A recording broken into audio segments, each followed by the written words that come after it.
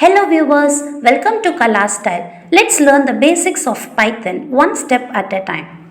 Before we jump into variables, let's understand something very simple. What is a value?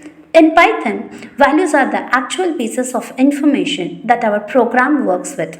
For an example, 10, 11.25, hello, Kala Style, true, or all the examples of value. These values can represent different kinds of information such as numbers like 10, which I listed in the screenshot, decimal numbers like 11.25, anything with the floating point numbers, text, which is the combination of letters. It should be enclosed with inverted commas. It can be single quotation or double quotation, or true or false. But here is an interesting question for you. What if we want to give these values a name or a label to use them again? That's where variable comes in. Now let us see what is a variable. Variables help us to store information. As you see in the picture, x equal to 50, which means the value 50 which is stored to the identifier or a label or a name, that is x. Now let us see why do we need variables. First, to store the data. For an example, if a student scores 90 marks, we can write marks equal to 90.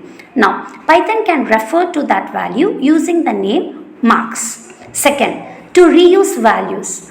Suppose a pencil costs 20 and an eraser costs 15.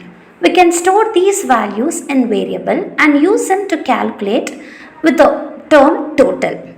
So total equal to pencil plus eraser, which gives us 35. Third, values can change. For an example, score may initially be 10. Later the score may become 20. We can simply assign the new value to the same variable. So variables help us to store data, reuse and work with values that can change. For an example, suppose I save my mother's contact number in my phone as mom. Here the phone number is the actual information or the value. Mom is the name I use to refer to that information. Similarly, in Python, we can write mom equals to the phone number. Here mom is the variable and the phone number is the value. Here the variable mom is first assigned the value 9876543210.